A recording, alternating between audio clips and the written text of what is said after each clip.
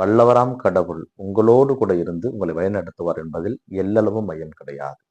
கிறிஸ்துவுக்குள் மிகவும் பிரியமானவர்களே, பாஸ்கா காலத்தின் 4வது வாரத்தில் வருகின்ற சனிக்கிழமைலாம் என்று இருக்கிறோம்.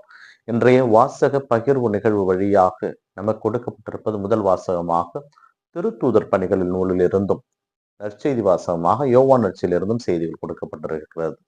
இதிலே பவுலும் பர்னபாவும் நம் ஆண்டவராகிய இயேசு கிறிஸ்துனுடைய நற்செய்தியை யூதர்களுக்கு அறிவிக்கின்ற பொழுது மற்ற பரிசேயர்களும் சதுசேயர்களும் அவர்கள் மீது கோபம் கொள்கிறார்கள். ஏனென்றால் அவர்கள் யாவே கடவுளுடைய நற்செய்தியை இறைவார்த்தையை அறிவித்த பொழுது, இறைவாக்கினருடைய நூலை சுருளேட்டிலிருந்து அறிவித்த பொழுது யாரும் வரவில்லை.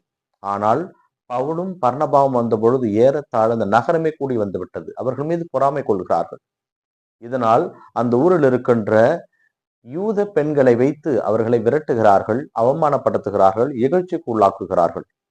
ஆனால் அங்கிருந்து வெளியே வருகின்ற பொழுது பர்னபாவும் பவுலும் தங்களுடைய காலில் இருக்கின்ற தூசியை தட்டி விட்டுவிட்டு வெளியே வருகிறார்கள்.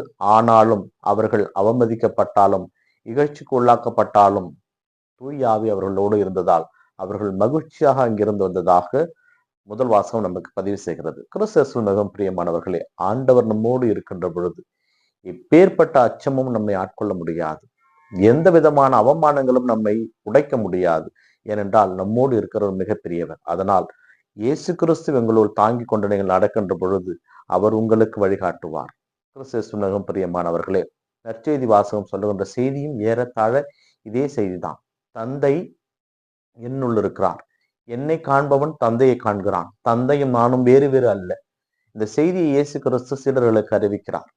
அப்படி என்றால் இனி நீங்கள் என்னை காண மாட்டீர்கள், நான் தந்தையிடம் செல்கிறேன், ஆனால் என்னை காண்பவன் தந்தையை காண்பான் என்று சொன்ன பொழுது தோமா அவரிடம் கேட்கிறார், ஆண்டவரே, பிலிப் அவரிடம் கேட்கிறார், ஆண்டவரே, தந்தை எங்களுக்கு காட்டும் என்று. கிறிஸ்துவுக்குள் மிக பிரியமானவர்களே, நாம் ஒருவரை எந்த நோக்கத்தோடு பார்க்கிறோமோ நம் கண்களுக்கு அவர் அப்படித்தான் தெரிவார். ஒரு கயிறு கிடக்கிறது என்றால் தூரத்திலே அதை பாம்பு என்று நினைத்து பார்த்தோம் என்றால் நம் கண்களுக்கு அது பாம்பாகத்தான் தெரியும்.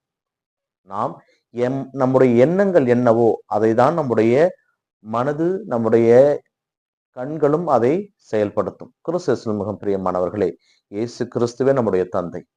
அவரே நம்மோடு இருந்து நம்மை செயலாற்றுகிறவர். தான் சென்றாலும் துணையாளராகிய தூய ஆவியரை நமக்கு கொடுத்தவர். மீண்டுமாக நம்மை திக்கற்றவர்களாக விடமாட்டேன் என்று நம்மோடு இணைந்து கொண்டு நம்மை வழிநடத்துகிறவர். அப்படிப்பட்ட அந்த தந்தையினுடைய அன்பு பிள்ளையாக வாழ வர வேண்டி தொடர்ந்து செபிப்போம். இந்த நாள் உங்களுக்கு இனிய நாளாகவே அமையட்டும். இறைவனை சென்று வாழ்த்து பெறுவாராக. ஆமேன்.